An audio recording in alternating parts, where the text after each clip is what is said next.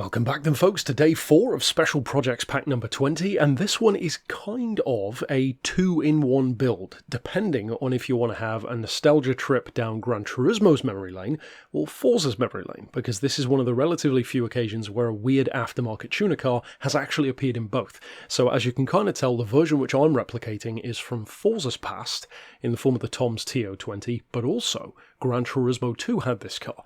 In Gran Turismo though, it's just white. And part of the reason why I went for the Forza version is because to me it has that more nostalgic kind of instantly recognisable livery for those of us who played the game. Incidentally, this is one of those occasions, and I always like to have one of these, hopefully at least once each pack, where you just go out and smother a player with support, because this was literally the only one I could find who's done this livery. So give them a ton of love from me, especially if you like it, of course, and if not, I guess there are tons of people who've technically done an MR2 in the Gran Turismo version, because it's just white, so it's pretty easy to do. Of course, this version does require a wide body, which you could argue whether or not that's actually necessary compared to the Forza version, but that's what they did, so we've gone with it. I will say I did make one change compared to what they'd done, which is the wheels. I changed it to 16-inch Motegi racing rims, and you can see the ones here in the video for reference anyway, and aside from that, it's pretty much good to go as far as the visuals. And of course you don't have to do that, that's just my personal take on making it look a bit closer. Also, in terms of spec, if we just jump back into the garage for one more second, I am using Forza as the reference, which is 255 horsepower and 1187 kilos, which is incidentally a bit superior to Gran Turismo 2's version. But if you do want to make it the Gran Turismo version, you could essentially do what we've done here, but just change it to white and change the power and weight within reason. You might have to change one or two parts, obviously, to get there, but in Gran Turismo terms, it has 230 horsepower and weighs 1220 kilos. So that saves you a bit of time looking around on the internet for that. Now, as far as the actual build, of course you don't really have to do too much to a car like this to get it to about 250 horses. We've got the sports even, brake pads, the sports silencer, air filter, stage 1 weight. The comfort softs is what it already has, and after running through everything else, it so perfectly lines up for 500 points. I thought, you know what, I'm going to give it a try. If it's already good on the sports tyres, I'll just leave it as is.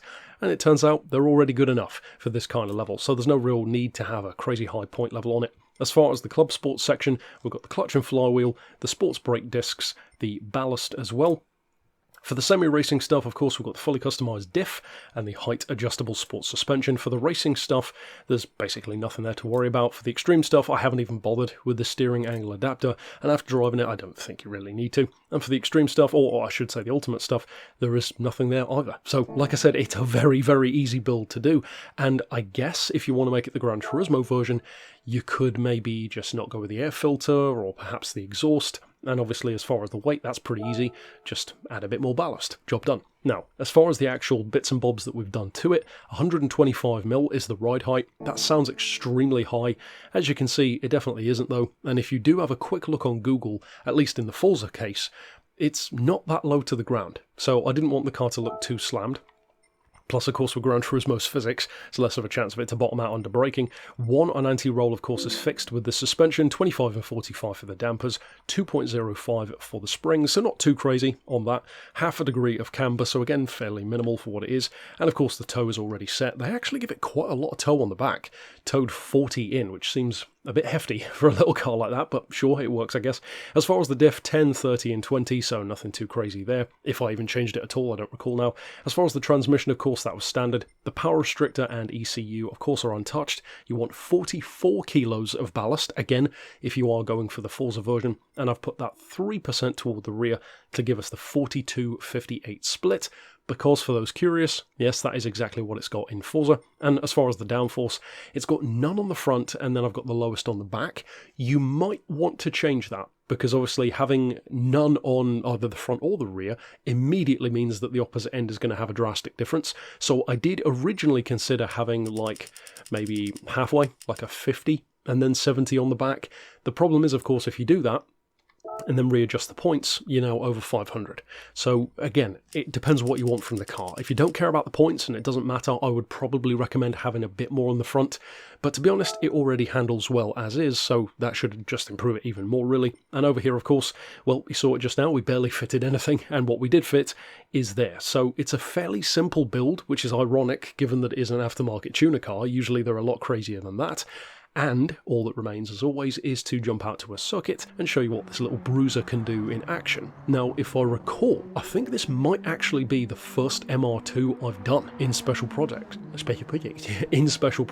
because there are quite a few different aftermarket versions, but as with a lot of the requests and suggestions which I get, many of which I would love to do, you just don't have the aero in Gran Turismo to make it look convincing, and sometimes even a convincing livery design just doesn't go far enough. If you go for Gran Turismo 2's version or Forza 2's version, whichever way, you're going to have good results with it, and it is very fun to drive. In terms of actually using it, speaking of driving, it's super fun. I would recommend braking on the straights. It's not one of those cars, kind of like a Ferrari, doesn't really like braking midway through a corner, but again, that feels like just the game has been updated in that way to make it a bit more realistic. But yeah, don't brake late, treat it with respect, but it's only a 250 horsepower car, and it's a pretty rewarding one. Now, 500 points, you could have some use for it in career mode as well, or maybe online. So if you are an MR2 fan, of course, I hope you enjoy it, regardless of if you go for the GT or the Forza version. And of course, stick around not only for another build later today, but for the 2 remaining builds tomorrow, and naturally the ones which we've already done this week. But for now, thanks for watching.